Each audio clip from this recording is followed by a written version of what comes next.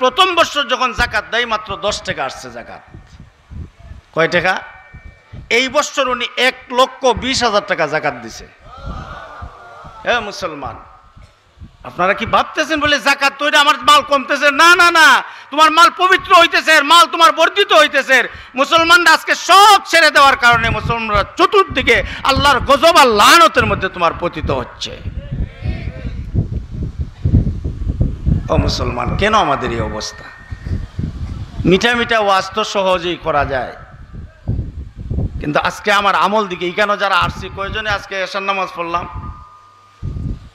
অথচ এক ওয়াক্ত নামাজ ছাড়লে 2 কোটি, ওলামায়ে কেরাম বলেন না আপনাদের সামনে, 2,88,00,000 বৎসর দুজকের আগুনে জ্বলতে হবে। কিন্তু আপনারা বলবেন আমরা তো দেখি না। কবরে যাইয়া দেখেন কি অবস্থা।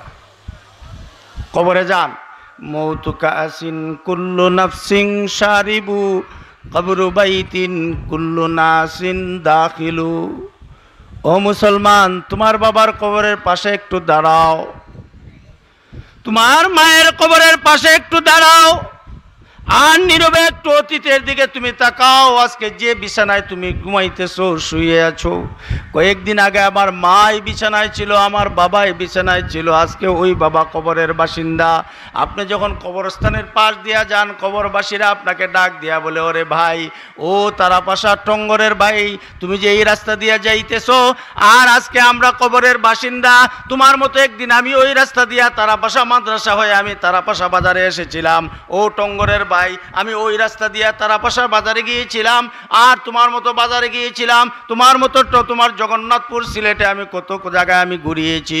তোমরা আজকে ঘুরাইতেছো, কিন্তু ভুলিও না একদিন না একদিন আমাদের মতো ওই কবরেই তোমার ঠিকানাটা হয়ে যাবে। খলিফা হারুন রশিদের ছেলে বাবার রাজ সিংহাসন ছেড়ে জঙ্গলে চলে গিয়েছে। অনেক দিন পর্যন্ত প্রতি সপ্তাহে একদিন সে মজদুরি করত শহরে যাইয়া, প্রত্যেক বৃহস্পতিবারে রাস্তায় বের হইয়া তোমার কিছু কাজকর্ম করত। খলিফা হারুন রশিদের ছেলে, বাদশার ছেলে, সপ্তাহে একদিন কাজ করে, একদিন যা রুজি করে, তোমার বাকি 7 দিন জঙ্গলে যাইয়া নিরিবিলি আল্লাহর জিকির করে। সুবহানাল্লাহ, রাস্তে কই জিকির করে। তার এক বন্ধু খুব ভালো কাজ করে, তার বন্ধুরে যে আরেক লোক জিজ্ঞাসা করে, ভাই এই তোমার যে বন্ধুটা ছিল কাজটা খামলাটা খুব ভালো, ওই লোকটারা আমাকে প্রতিদিন নিয়ে আসো না আমার জন্য। বলে যে না, উনি সপ্তাহে একদিন কাজ করে। বলে বাকি দিন কি করে? বলে হ্যাঁ, একদিন যা রুজি করে বাকি টাকা নিয়ে উনি কিছু খাদ্য, তোমার 1 সপ্তাহের খাদ্য যা লাগে উনি জঙ্গলে নিয়ে যায়, ওইখানে বসে বসে নিরিবিলি আল্লাহর জিকির আজকার নামাজের মধ্যে মশগুল থাকে। ওই বাদশার ছেলে, কিন্তু তার বন্ধুও জানে না যে খলিফা হারুন রশিদের ছেলে, সে তারও জানা নাই। মারা যাওয়ার অন্তিম মুহূর্ত যখন চলে আসছে, ওই বন্ধুকে বলতেছে, বন্ধু আজকে কিছু কথা বলবো তোমার কাছে। বলে কি কথা? বলে 1 নম্বর আমানত রাখবা। তার মা রাজ সিংহাসন থেকে যখন ছেলে বের হয়ে যায়, মা কিছু স্বর্ণপাতি দিছিল আর 1 জিল কোরআন শরীফ দিয়েছিল সন্তানকে। তো ওই স্বর্ণ মারা যাওয়ার পূর্ব মুহূর্তে বলতেছে, বন্ধু এই যে স্বর্ণগুলি, এগুলো আমানত তোমার কাছে রাখলাম, আর ওই কোরআন শরীফ, এই স্বর্ণ এবং কোরআন শরীফ খলিফা হারুন রশিদের স্ত্রীর কাছে তুমি পৌঁছাইয়া দিবা। এরপরও বলে না যে হারুন রশিদের ছেলে, কারণ বন্ধু ভয় পাইবে। বাদশার ছেলে, খলিফার ছেলে, সপ্তাহে একদিন শহরে যাইয়া কাজকর্ম করে খায়, কিন্তু রাজ সিংহাসন ছাইড়ে দিছে। ভয় তার, কবরে আযাবের ভয়, কবরে না জানি কি হবে। কবর তো আমার জন্য অপেক্ষা করতেছে। কুল ইন্নাল মাউতাল্লাযী তাফিরুনা মিনহু ফাইন্নাহু মুলাকীকুম সুম্মা তুরাদ্দুনা ইলা আলিমিল গায়ব।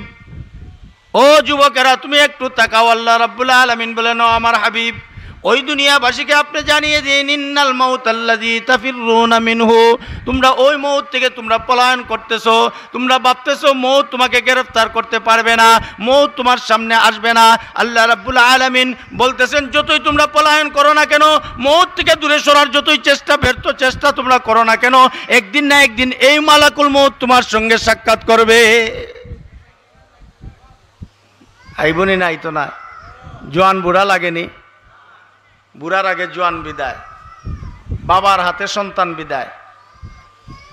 ওই খলিফার ছেলে তার বন্ধুকে বলতেছেন, বন্ধু এই আমানতটা খলিফা হারুন রশিদের স্ত্রীর কাছে পৌঁছাইবা, আর আরেকটা কথা কই বন্ধু, এই কথাটা খুব স্মরণ রাখবা। বলে কি কথা? ইযা হামালতা আলাল কুবুরি জানাজাতান, ইযা হামালতা আলাল কুবুরি জানাজাতান ফালাম আন্নাহা বাদাহা মাহমুলু। বাদশাহ খলিফার ছেলে তার বন্ধুকে বলতেছে, বন্ধু একটা আমানত দিলাম, যথাযথ তুমি পৌঁছাইয়া দিবা। 2 নম্বর কথাটারে বলি, বন্ধু শুনো, ইযা হামালতা আলাল কুবুরি জানাজাতান, ওরে আমার বন্ধু, যদি কখনো তোমার কোনো বন্ধুর লাশটা তুমি উঠাইয়া কবরের দিকে নিয়ে যাও, খাটিয়াটা কাঁধে উঠাইয়া তোমার বন্ধুর লাশটা তোমার কাঁধে উঠাইলা, আর কবরের দিকে যাইলা, আর কবরের দিকে তুমি যখন যাইতেছো, ও বন্ধু তুমি বড় স্মরণ রাখিও, ইযা হামালতা আলাল কুবুরি জানাজাতান, যখন কোনো জানাজার লাশটা তোমার কাঁধে উঠাইয়া তুমি কবরের দিকে নিয়ে যাও, বন্ধু ওই কথাটা কোনোদিন তুমি ভুলিও না। আজকে যেরকম ভাবে তোমার বন্ধুর লাশটা তুমি কবরের দিকে নিয়ে যাইতেছো, কিছুদিন পরে তোমার লাশটা ওইভাবে কবরের দিকে নিয়ে যাবে। কথা ঠিক কিনা? আজকে আমার ভাইয়ের লাশ, আমার বাবার লাশটা কাঁধে উঠাইয়া কবরে নিচ্ছি, কত ভারী লাগতেছে, আমার বাবাকে কবরে রাখতেছি, কিন্তু এই কথাটা তুমি ভুলে যেও না, বাবার মতো যেভাবে বাবাকে রাখতেছো, কিছুদিন পরে তোমাকেও তোমার সন্তানরা কবরে রাখবে। এই চিন্তা যদি কোনো মুসলমানের থাকে, এই মুসলমান কি গুনার কাজ করতে পারে? কথা বলেন। কবরের পাশে কয়দিন দাঁড়াইলাম? ও ভাইরা, আল্লাহ রসুল বলেন, যাও কবরের দিকে তোমরা গমন করো, কবরের পাশে যাও, আখিরাতের কথা স্মরণ হবে, মৌতের কথা স্মরণ হবে। আকসিরু যিকরা আযিমিল লাযযাত, দুনিয়ার লজ মজা কর্তনকারী জিনিসকে বেশি বেশি তোমরা স্মরণ করো, মৌতকে তোমরা স্মরণ করো, আইল মৌত। ওই মৌতকে আমরা ভুলে গিয়েছি ও মুসলমান, আমরা মৌতের কথা স্মরণ করতে পারি না, মৌতের কথা স্মরণ নাই, এই জন্য মানুষের উপরে আঘাত করি। মরণের কথা স্মরণ থাকে না, এই জন্য মানুষকে গালি দেই। মরণের কথা স্মরণ থাকে না, এই জন্য হারামের মধ্যে লিপ্ত হয়ে যায়। মরণের কথা স্মরণ হয় না, এই জন্য মুয়াজ্জিন আজান দিলেও মসজিদে আসতে চায় না।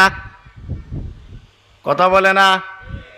ও মুসলমান, মুয়াজ্জিন হাইয়া আলাস সালাহ, হাইয়া আলাস সালাহ তোমাকে ডাকতেছে, প্রতিদিন তোমাকে ডাকতেছে, আও নামাজের দিকে, কামিয়াবির দিকে, কিন্তু তুমি আসতেছো না। তোমার কি খবর আছে কোন দিন তুমি চলে যাইবা? আর তোমার কোন লজ্জায় তোমার কবরে যখন ডাকে, জীবনে কোনোদিন নামাজ পড়ে নাই, কোনোদিন রোজাও রাখে নাই, হালাল হারামের দ্বারে ছিল না, ওই ব্যক্তিরও যখন জানাজা রাখে কবরের মধ্যে বিসমিল্লাহি ওয়া আলা মিল্লাতি রাসূলিল্লাহ, হয় না? হয় না? সমাজের একটা সুদকুর বচ্চরিত্রের লোক, বা জানাজার আগে বা লোকটা খুব ভালো আছিল, হল তাই সাক্ষী দেয়, হয় বা খুব ভালোই আছিল, নমাজ পড়ছে না, হক তো এই বালা কইলে খামাইব, সারা দুনিয়ার মানুষের সার্টিফিকেট দিলে কোনো কাজে আসবে না, কোনো কাজে আসবে না। সারা জীবন নামাজ পড়ে নাই, রোজা রাখে নাই, আলিমুল আমাকে দেখলে পরে টিস্কারি মস্কারি করছে, ঠাট্টা বিদ্রুপ করেছে যে মোল্লা রাজ অঙ্গিবাদী। কথা কয় না? দাড়ি টুপি দেখলে, ওই শহরে বন্দরে গেলে দেখুন মাঝে মাঝে কিছু কিছু যুবকরা, আল্লাহ আপনারা তারা ভাষা আছে কিনা জানি না, যুবকরা দেখলে ওরে মৌলসা, ওই দেখো ওই ইশারা দেয় আঙ্গুল দিয়া, চোখ দিয়া। কথা ঠিক না? ও ঠিক কথা বলেন। আর আজকের যুবকরা তো যে আলফেটরা, সুবহানাল্লাহ, আস্তাগফিরুল্লাহ, কোন ডিজাইনের চুল যে কাটে আজকে যুবকরা, দিশেহারা। মুসলমানের সন্তানরা আজকে পথ পাইতেছে না, কোনটা করলে যে তার মনের মধ্যে তৃপ্তি আসবে সে পথটা খুঁজে পাইতেছে না। সে কোনে তোমার সেলোয়ারটা তুলতে তুলতে হাঁটু পর্যন্ত আইও, হাঁটুর উপরে, আর একটা লটকায়, এমনি ভাই এক দড়ি, এমনি ভাই আর এক দড়ি লটকাইল। কথা কই না আপনারা? কথা বলেন না? এরপরে দেখেন চুলটা কাটতে চতুর্দিক খামাইয়া উমাইয়া, মাথার ডুবির বাসা। কথা কয় না? হে শান্তি পাইতেছে না তো, কারণ তার কাছে নামাজ নাই, রোজা নাই। তার কাছে যদি নামাজ রোজা থাকতো তাহলে অবশ্যই আল্লাহর ঘরে গেলে হে শান্তি পাইতো। হে শান্তি খুঁজতেছে, শান্তি পাইতেছে না, হে লাইন ধরছে না, ইহুদি নাসারার পথ দেখাই দিছে বলে, হ্যাঁ বলে মেসিটা কিভাবে চুলটা কাটছে, কথা কয় না দি। মেসি না টেসি একটা আছে না, কেন মুসলমান এই তোমার ইহুদি নাসারার পদ্ম আল্লাহ রসুল বলছেন, আমি হাদিসটা পড়ছি, খালাফুল ইয়াহুদ ওয়ান নাসারা, ইহুদি নাসারার বিরোধিতা করো। এরা যে ডিজাইনের চুল কাটে তুমি এই ডিজাইনের চুল কাটছো না, সে দাঁড়িয়ে রাখে না তুমি দাঁড়িয়ে রাখো, তার বিরোধিতা করো। সে দাঁড়াইয়ে প্রস্রাব করে তুমি বসিয়ে পেশাব করো। আজকে আমেরিকার ডাক্তাররা পর্যন্ত বলতেছে যারা দাঁড়াইয়ে প্রস্রাব করে এরা প্রস্রাবের তলি ধীরে ধীরে নষ্ট হয়ে যায়, কারণ দাঁড়াইয়া প্রস্রাব করলে পরে প্রস্রাবটা পুরাপুরি তোমার নিষ্কাশন হয় না। বিজ্ঞান বলতেছে এখন দাঁড়াইয়া যারা প্রস্রাব করে, এই যে বৈশা প্রস্রাব করলে পেটের মধ্যে একটা চাপ পড়ে, কথা কয় না, এই চাপের কারণে আর প্রস্রাবের তলির মধ্যে কোনো প্রস্রাব আটকে থাকে না। আর দাঁড়াইয়া প্রস্রাব করার কারণে পেটের মধ্যে কোনো চাপ পড়ে না, প্রস্রাব আটকে থাকে। ধীরে ধীরে প্রস্রাবের তলির মধ্যে, প্রস্রাবের যে তলিটা আছে ধীরে ধীরে এর মধ্যে গা হয়ে বিভিন্ন ধরনের ইনফেকশন সৃষ্টি হয়ে যায় এটার মধ্যে। এখন বিজ্ঞান বলতেছে ডাক্তাররা, এখন ডাক্তাররা রসুলের পথে আসতেছে। আমার নবী 1400 বছর আগেই বলছেন তোমরা বসিয়া প্রস্রাব করো, কথা বলে না, বসিয়া প্রস্রাব করো। আবার একটু কুলুক লইয়া যদি সম্ভব হয় একটু পরে তুমি আবার প্রস্রাবের পানি ডালো, স্বাভাবিক কিছু যদি থাকে সেটাও ঝরে যাবে। দেখেন সুন্নত কতটুকু বিজ্ঞানসম্মত। আর আজকে মুসলমানের ছেলে বস কথা কন্যা লইছেনি চরিত্র আসেনি ফুলাইনদের মধ্যে। আপনার ছেলে কোথায় যাচ্ছে, আপনার ছেলে কি কাজ করে, আপনার ছেলেকে নামাজ শিখাইছেন কিনা, আপনার ছেলেকে রোজা শিখাইলেন কিনা, এই দায়িত্বটা তো আপনার উপরে ফরজ, কোনো মৌলভী সাহেবের উপরে ফরজ না। আপনি মৌলভী সাহেবের কাছ থেকে শিখবেন, শিখে আপনি ঘরে যাইয়া বিবি সাহেবকে শিখাইবেন। আপনি নামাজ পড়বেন, মসজিদে যাবেন, বিবি সাহেব নামাজ পড়ে না, বিবি সাহেব ঘরে ঘুমিয়ে আছে, সন্তান নামাজ পড়ে না, সন্তানকে দুনিয়ার কাজে আপনি পাঠাইলেন, কাল কিয়ামতের দিন ওই সন্তান ওই বিবি সাহেব আপনার বিরুদ্ধে আদালতের কাঠগড়ায় দাঁড় করাবে। وقال الذين كفروا ربنا أرنا الذين أضلانا من الجن والإنس نجعلهما تحت أقدامنا ليكونا من الأسفلين। ডানে বামে উলামায়ে কেরাম বসা আছেন, দেখেন এই আয়াতের তাফসীর খুলেন। এই আয়াতের ও ভাইয়েরা বাংলা কোরআন শরীফ আছে অনেক তরজমাওয়ালা, কোরআন শরীফটা একটু খুলেন, একটু দেখেন আল্লাহ রাব্বুল আলামিন তার কালামের মধ্যে কিভাবে আমাদেরকে নসিহত করেছেন, আমাদেরকে জাহান্নাম থেকে বাঁচানোর জন্য আল্লাহ রাব্বুল আলামিন এর আদম আলাইহিস সালাম থেকে নিয়ে মুহাম্মদুর রাসূলুল্লাহ পর্যন্ত 1 লক্ষ বা 6 লক্ষ পয়গম্বর দুনিয়াতে প্রেরণ করেছেন ওই মানব জাতিকে আল্লাহর দিকে নিয়ে আসার জন্য, ওই মানব জাতিকে জাহান্নামের আগুন থেকে বাঁচানোর জন্য, জান্নাতের রাস্তা দেখানোর জন্য।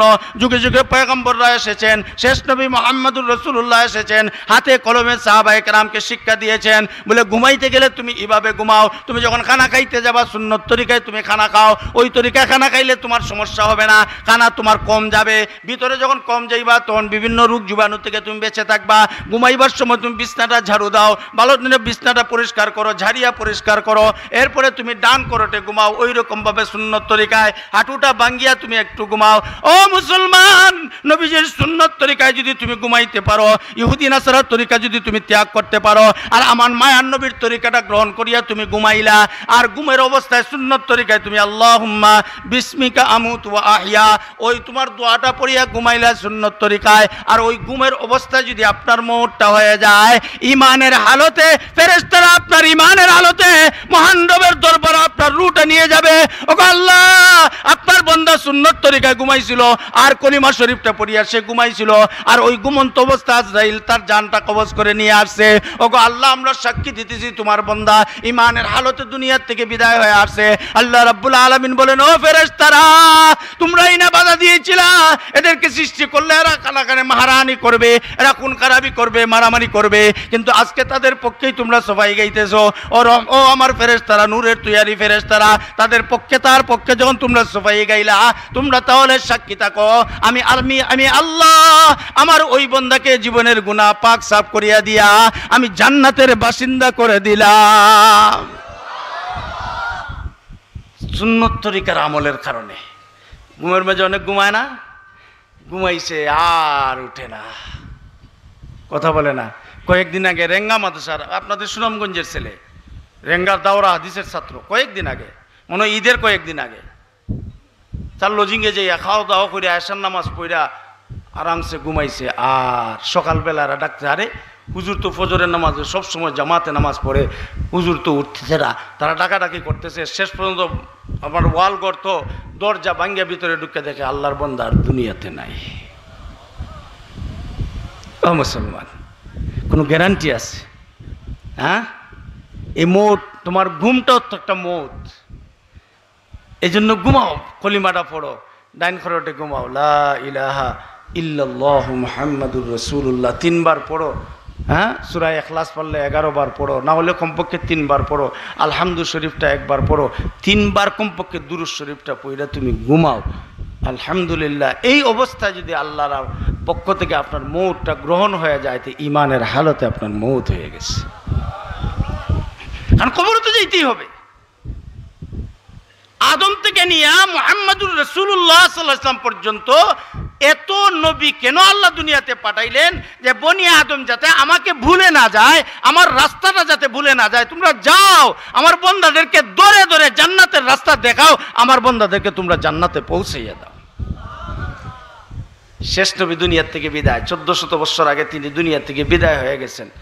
নবী কি দুনিয়াতে আছেন না কোথায়? রওজা শরীফে আরামে শুয়ে আছেন। সশরীরে নবীজি জিন্দা কবর শরীফে। না কোনো সন্দেহ আছে? কোনো সন্দেহ আছে? নবী কবর শরীফে, কথা বলেন, কবর শরীফে কি জীবিত? জীবিত। আল্লাহ রসুল নিজে বলছেন, আমি কবরের মধ্যে জিন্দা। কেউ যদি আমার রওজার পাশে ইয়া আসসালাতু আসসালামু আলাইকা ইয়া রাসূলুল্লাহ, আসসালাতু আসসালামু আলাইকা ইয়া হাবিবাল্লাহ বলে, আমি রসুল তার সালামটা নিজের কানে শুনি, আমার পবিত্র জবান দ্বারা আমার এই উম্মতের সালামের জবাবও দিই। তো বুঝা গেল নবী জিন্দা না মুর্দা? কোনো সন্দেহ আছে? নাই তো? হযরত হুসাইন আহমদ মদনী রহমতুল্লাহ আলাই 18 বছর আল্লাহ রসুলের রওজা মুবারক নিজের দাড়ি দ্বারা রওজা মুবারক ঝাড়ু দিছেন। আরো আসতে কোন সুবহানাল্লাহ। রওজা শরীফের পাশে 18 বছর বুখারী শরীফ পড়াইছেন। আর রওজার মুবারক পরিষ্কার করছেন নিজের দাড়ি দ্বারা, দাড়িও বড় ছিল। এক ছাত্রকে পড়াইতেছেন যে কবর শরীফে হায়াতুন নবী, যে এই হাদিসটা পড়াইতেছেন। ছাত্র মানতেছে না, কিভাবে মানুষ মারা গেলে আবার জীবিত থাকে কেমনে? তর্ক করতেছে। বারবার যখন তর্ক করতে হযরত মদনী রহমতুল্লাহ আলাইহি বলেন, এই বেওকুফ, তুমি তর্ক করতে, আমার কথা বিশ্বাস না, রসুলের কথা এটা, আমার তো কথা না, এটা কার কথা? ওয়া হুয়া ফি কবরিহি হাই আল বাখিলু মান যুকিরতু ইনদাহু ওয়া লাম ইউসাল্লি আলাইহি। তিনি কবর শরীফে জিন্দা। ছাত্র সেরা মানতে রাজি না। হঠাৎ করে হযরত বললেন, চোখ মুজো, রওজা শরীফের দিকে তোমরা তাকাও। শত সহস্র ছাত্র ছিল সেই মদিনা শরীফে। হযরত মদনী রহমাতুল্লাহ আলাইহি বলতেছেন, চোখ মুজো আর রওজা শরীফের দিকে তোমরা একটু তাকাও, দেখো। যেই মাত্র ছাত্ররা চোখ মুজে ফেলল, আল্লাহ রাব্বুল আলামিন কুদরতি ভাবে রওজা শরীফের পর্দা সরাইয়া দিলেন।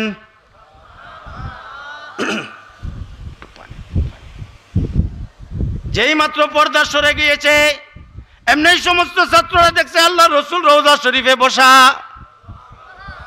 বললেন, চোখ খুলো। এমনি সব ছাত্ররা চিৎকার দিতেছে, হুজুর আপনি যে বয়ান করেছিলেন তা সত্য। বলে, কেমনে বুঝলা সত্য? বলে, আমরা তো রওজা শরীফের পর্দা সরতে দেখলাম, এমনি মায়ার নবী দেখলাম কবর শরীফে বসে আছেন। এতে আমরা বিশ্বাস হয়ে গেছে যে আল্লাহর নবী কবর শরীফে জিন্দা আছেন। ও তারাপাশার মুসলমান, একবার যদি নবীর উপরে দুরূদ পাঠ করো, তারাপাশার মসজিদে বসে আর নিজের ঘরের কোণে বসে তুমি দুরূদ পাঠ করলা নবীর উপরে, ঘুমাইবার সময় 3 বার দুরূদ পাঠ করলা। আরে মুসলমান, তারাপাশার মুসলমান, তোমার দুরূদ শরীফ পড়তে দেরি হবে। আল্লাহর একদল ফেরেশতারা নিয়োজিত আছে দুনিয়ার জমিনের মধ্যে। কে কোন জায়গায় জিকির আজকার পড়ে, কে ইল্লাল্লাহ জিকির পড়তেছে, কে দুরূদ শরীফ পড়তেছে, কে কোরআন তেলাওয়াত করতেছে, কে ওয়াজ মাহফিলে বসা আছে। ওই ফেরেশতারা দুনিয়ার কাজ হইল, মাগরিবের সময় একদল ফেরেশতা আসেন, সারা রাত্রি দুনিয়ার মধ্যে বিচরণ করতে থাকেন। আজকে তারা বসা এই বাজারের মধ্যে, তোমার ওই বাজারের মধ্যে আজকে ওয়াজ মাহফিল, তাফসির মাহফিল, কোন কোন এলাকার লোক এখানে বসা আছে, আপনার চিত্র সহ মহান রব্বুল আলামিনের দরবারে তোমার চিত্রটা পৌঁছে দেওয়া হচ্ছে। যারা নবীর উপরে দুরূদ পাঠ করতেছে মদিনা শরীফে ওই এলাকার তারাবাসা এলাকার আব্দুল করিমের ছেলে আব্দুর রহিম, বলে আব্দুর রহিমে আপনার উপরে দুরূদ পাঠ করেছে, ওই দুরূদটা রাসূলের কাছে সরাসরি পৌঁছে দেওয়া হয়। সাথে সাথে কোনো দেরি নাই। এই ফেরেশতাদের কাজই হলো দুনিয়াতে যে যে কাজটা করলো সঙ্গে সঙ্গে মদিনা শরীফে পৌঁছাইয়ে দেয়। এরপরে মুসলমান খবর নাই। আমি আপনাদের সামনে সূরা সফের ৮ নম্বর আয়াত তেলাওয়াত করছি। সারা দুনিয়ার যে অবস্থা চিত্র, মুসলমানরা মারবার লাগি হিন্দু, বৌদ্ধ, খ্রিস্টান, ইহুদি, নাসারা সব ঐক্যবদ্ধ। কথা কয় না? এক না? ভারতের মুসলমানরা মারতেছে। এই আসামের আমাদের পার্শ্ববর্তী এলাকা আসাম রাজ্য 40 লক্ষ মুসলমান খালি বাঙালি হওয়ার কারণে এরা কয় এরা ভারতের না, এরা বলে বাংলাদেশের। নাগরিকত্ব বাতিল করে দিছে ইতিমধ্যে 40 লক্ষ। মুসলমান কই আছো? আজকে কোথায় আছো? খবর আছে সারা বিশ্বের। ফিলিস্তিন মুসলমানরা মারতেছে, ইসরায়েল মারে না? মারে না? আমেরিকা, আফগানিস্তান এখনো মারতেছে, তালেবানরা দুলাইও দিতেছে। সারা দুনিয়ায় আজকে যেখানে মুসলমান সেখানে নির্যাতন। কথা বলে না? আজকে ওই যে ইহুদি নাসারা ট্যাবলেট আপনার ছেলে খাইছে, এর লাগে তুই চুলুই ডিজাইনে রাখে, এই ট্যাবলেট তো ইহুদির ট্যাবলেট। আবার গুড়িয়া জায়গা তাইলাম, কে ট্যাবলেট খাইছে? হ্যাঁ বুঝতেছে এইভাবে চুলটা রাখলে পরে। আর একদল তো কি সাটা যে দেয়, উন্দুরে যে খাটে তোমার আপনার ফাল্গুন মাসের জমিন রে গুছারে যে খাটে দেখছেন না, কি দূর দূরা এরও দেখা যায়। তোমার সেলুনও গিয়া কি এরও দেখাইয়া দেয় ডিজাইন, বুঝা যায় উন্দুর খাটিয়া এইদিকে গিয়া এমনি গুইরাইছে। কথা কই না? বাবা হইয়া এই সন্তানের খবর নিছেন আপনি জিজ্ঞেস করছেন, এই ছেলে তুমি কার চরিত্র নিলা, কার আদর্শ তুমি গ্রহণ করলা? তুমি তো রসুলের আদর্শ গ্রহণ করবা। রসুলের তরিকা কি ছিল? আপনি তো চুল কাটবেন, আপনার ছেলেকে চুলটা কাটাবেন, বলে দেখেন রসুলের তরিকা কি ছিল। সাহাবায়ে কেরাম কিভাবে চুল কাটতেন, সাহাবায়ে কেরামের দাড়ি কেমন ছিল? তো তুমি যে প্রতিদিন দাড়ি শেভ করতেছো, সাহাবায়ে কেরাম কি প্রতিদিন শেভ করতেন? কথা বলেন। কোনো একজন সাহাবী বলেন যে অমুক সাহাবীর দাড়ি ছিল না, উনি কামাইতেন। কেউ যদি দেখাইতে পারেন, বলতে পারেন, তাহলে পুরস্কার দেব ইনশাআল্লাহ। কোনো একজন সাহাবী। সমস্ত আম্বিয়া কেরামের এক মুঠের উপরে তোমার কি ছিল? কথা বলেন। যদিও সমস্ত আম্বিয়া কেরামের সুন্নত, কিন্তু দাড়ি রাখা এক মুঠ পরিমাণ দাড়ি রাখা ওয়াজিব। কথা বলেন না? কি মশলাটা শিখেন, দাড়ি রাখা কি? অনেকে বাবা কইলা যে সুন্নত না, দাড়ি রাখা ওয়াজিব এক মুঠ পরিমাণ। কোরআন শরীফেরও দলিল আছে। হযরত মদনী রাহমাতুল্লাহ আলাইহি তোমার দাড়ির উপরে একটা রিসালা লিখে গেছেন, দাড়ির উপরে শুধু। কিন্তু শতকরা কয়জন মুসলমান দাড়ি রাখতেছে? হিসাব করেন। ও মুসলমান, যারা দাড়ি কাটে, যে কবিরা গুনাহ করে, মনে করেন একজনে জিনা করলো বা একজনে মদ খাইলো, যতক্ষণ মদের নেশার মধ্যে থাকবে ততক্ষণ ওই কবিরা গুনাহ লেখা হয়।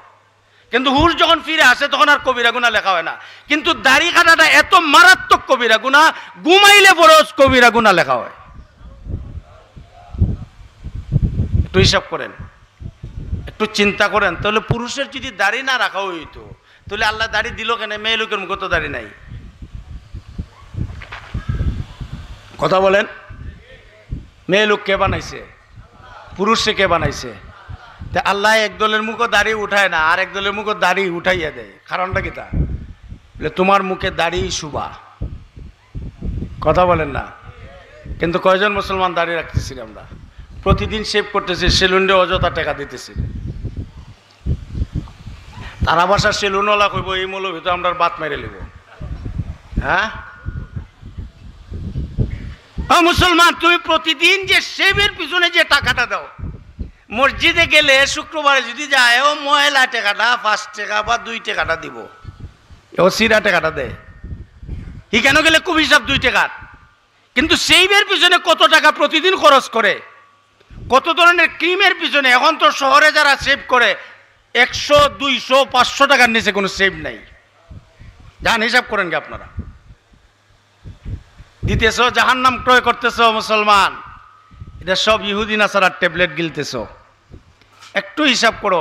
তুমি যে মিল্লাতে রাসূল ওই বলছিলাম বিসমিল্লাহ ওয়া আলা মিল্লাতে রাসূলিল্লাহ, এটার মুখও নাই, দাড়ি, কোনোদিন নামাজ পড়ছে না, সুদ ঘুষ এলাকার গরিব মিসকিন একটাও রাখছে না, সব সুস্যা খাইছে, এখন কবরে গিয়া রাখছে, আবার কয় মিল্লতে রাসূল। মিল্লতে রাসূল কুচ্ছ আছে তার মাথার পায়?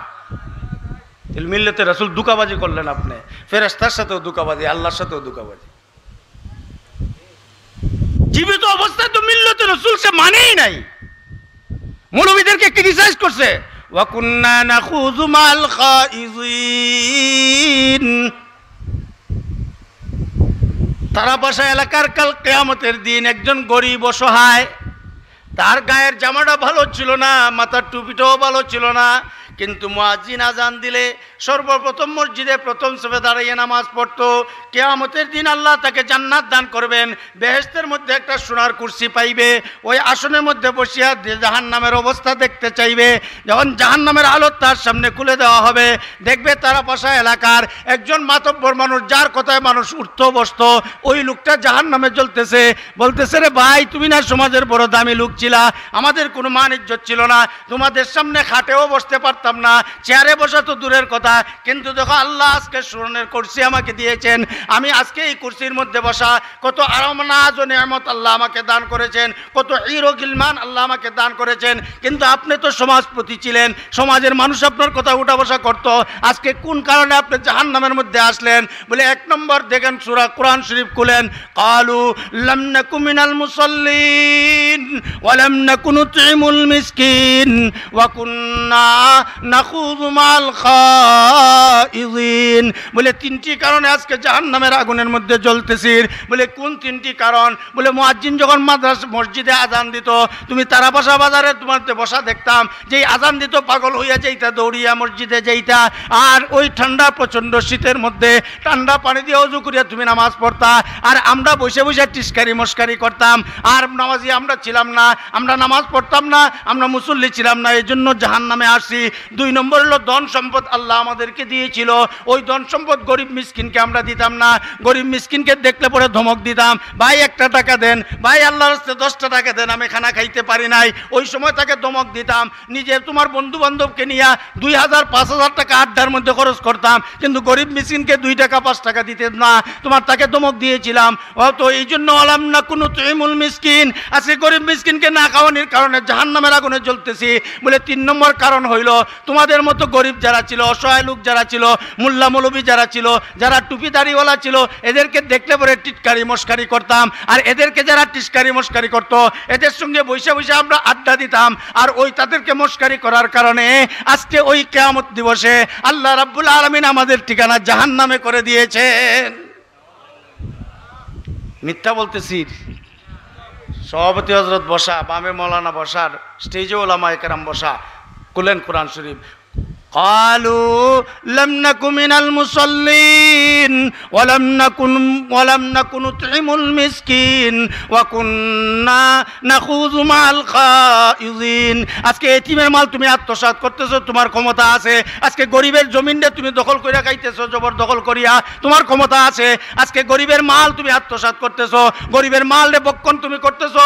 আল্লাহ রাব্বুল আলামিন বলেন, এ গরিবের মাল, এতিমের মাল যারা তোমরা খাইতেছো, লা ইয়াকুলুনা ফি বুতুনি মিল্লান নার, তুমি গরিবের মাল তোমার পেটে তুমি ঢুকাও নাই, বরং জাহান্নামের আগুন তোমার পেটে তুমি ধারণ করতেছো।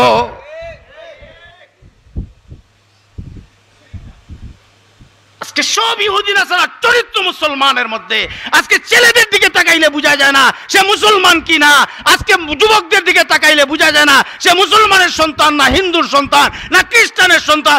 বৃদ্ধ যারা আছে, অনেক বৃদ্ধ লোক আছে, দাড়ি না থাকার কারণে, তার মাথায় টুপি না থাকার কারণে, রসুলের সুন্নাত তার কাছে না থাকার কারণে তাকে পরিচয় করা যায় না সে হিন্দু, বৌদ্ধ না খ্রিস্টান না মুসলমান।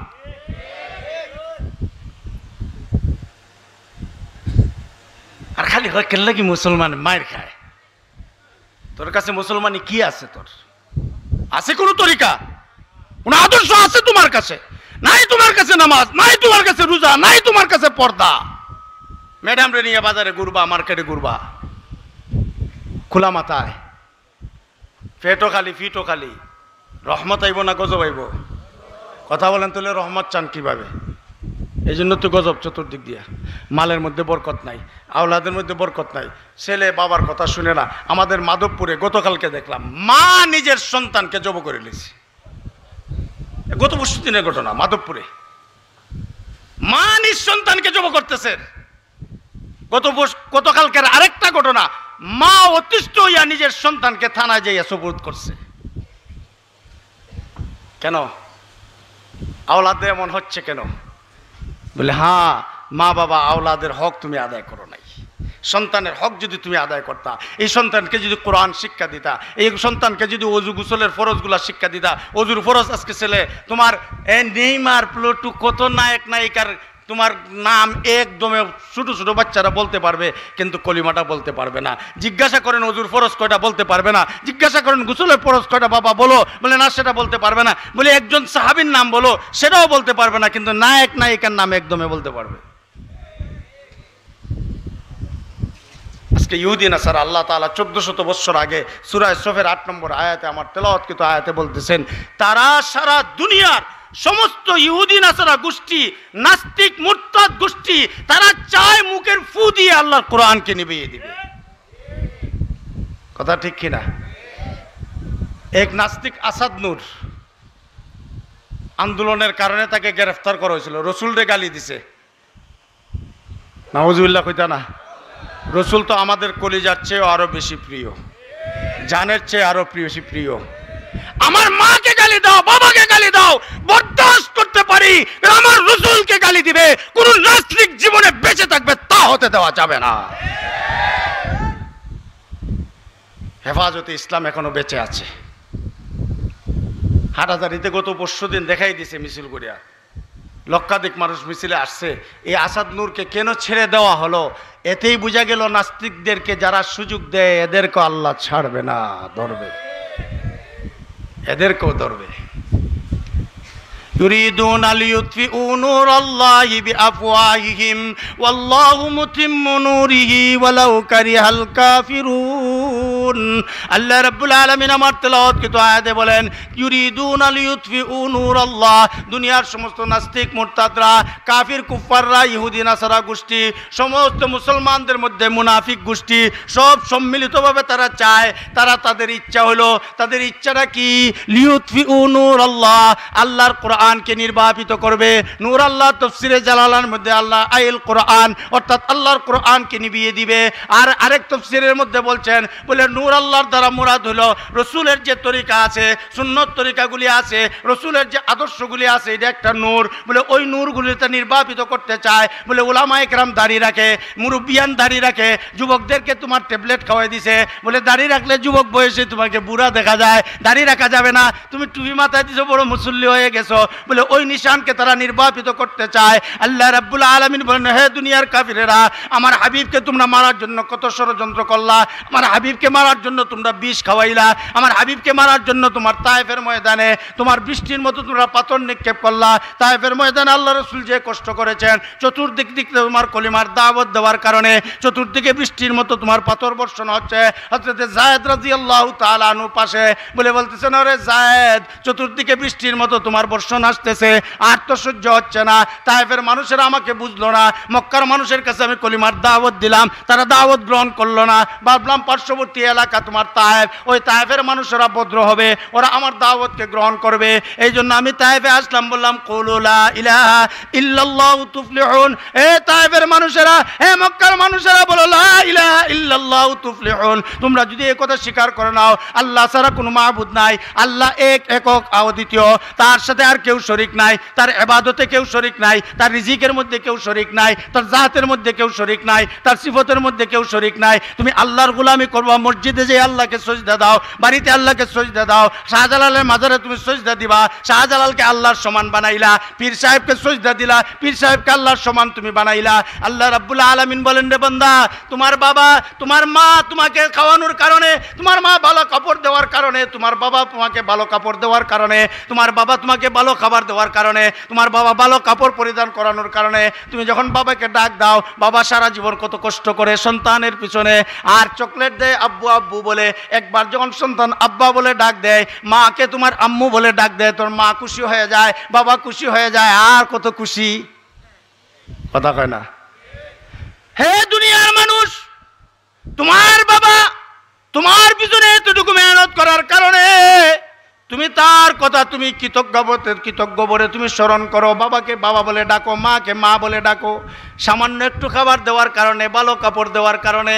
কিন্তু রে বান্দা, তুমি কি দেখেছো তোমার জন্য আমি আল্লাহ কি পরিমাণ কি করেছি? তোমার মায়ের গর্ভে তোমার দেহটাকে তৈরি করলো, তোমার মায়ের রেহেমের মধ্যে তুমি নাপাক পানি ছিলা। কথা কয় না? নাপাক পানি, হ্যাঁ, ফাঁক পানি না নাপাক পানি? অনেক সময় তো খাসা ভাষায় অনেক কথা মানুষে কইলা, আরে বেটা তুই তো ফাঁক পানির ফয়দা হই না। কথা কয় না? সরি, আমি দুঃখ প্রকাশ করতেছি, কিন্তু কথা তো কোরআনের কথাই না। আল্লাহ নিজে বলছেন, তুই যে অত বেটাগিরি দেখাস, বাহাদুরি দেখাস, তোরে কি নাপাক পানির থেকে আমি বানাই নাই? আলাম নাখলুকুম মিম মাইম মাহিন, আমি কি তোমাদেরকে নাপাক পানি থেকে সৃষ্টি করি নাই? হে বনি আদম, তোমার জন্মের দিকে তুমি তাকাও, বাবার মাধ্যমে মায়ের রেহেমের মধ্যে তুমি প্রবেশ করলা, সেই নাপাক পানি তোমার 41 দিন যাওয়ার পরে রক্ত হইল, জমাট বাঁধা রক্ত, ওইখান থেকে তোমাকে আমি সৃষ্টি করলাম। তোমার রহস্য দেখো, তুমি একটু তাকাও, 4 মাস পরে তোমার দেহটা কেমন হবে, তোমার হাতটা কেমন হবে, তোমার চেহারাটা কেমন হবে। জিব্রাইলের মারফতে আল্লাহ তাআলা মায়ের পেটের মধ্যে একটা তোমার চাপ দেওয়ান, সেই নকশা আঁকিয়ে দেন। এই নকশা অনুযায়ী আপনার হাতের মধ্যে তোমার ধীরে ধীরে গোশত গজাইয়া উঠে, বলে গোশত গজাইয়া উঠে, বলে গোশত ধীরে ধীরে হাড়ের মধ্যে গোশত হয়, আর ধীরে ধীরে যখন 10 মাস 10 দিন হয়, 7 মাস হয়, 8 মাস হয়, এরপরে যখন একটা সময় নির্দিষ্ট সময় আসে, তখন আমি তোমাকে দুনিয়াতে পাঠাইলাম। আরে বান্দা, তোমার মা একটু লালন পালন করার কারণে, তোমার বাবা 10 বছর পর্যন্ত 5 বছর পর্যন্ত লালন পালন করার কারণে বাবার কৃতজ্ঞতা প্রকাশ করো, মায়ের কৃতজ্ঞতা প্রকাশ করো। তোমার মায়ের গর্ভে 10 মাস 10 দিন রাখলাম, কে খাওয়াইলো? তুমি মায়ের গর্ভ থেকে দুনিয়াতে আসলা, তোমার হাত পাও লড়তো না, তোমার মায়ের মাধ্যমে আমি খাওয়ানোর ব্যবস্থা আমি আল্লাহ করে দিলাম, তুমি বড় হইলা, তোমার রিজিকের ব্যবস্থা আমি করলাম। ওই জমিনে কত সুন্দর জমিন আমি বানাইয়া দিলাম, ওয়াল আরদা ফিরাশা ওয়াস সামাআ বিনাআ, আমি জমিনটা বিছানা বানাইয়া দিলাম, তুমি এই জমিনের সমান জমিনের দিকে তুমি বিচরণ করতেছো, বলে এই জমিনের মধ্যে আমি কত ফসলাদির ব্যবস্থা করে দিলাম। ও বান্দা, তুমি একটু তাকাও, তোমার রিজিকের ব্যবস্থা কে করলো?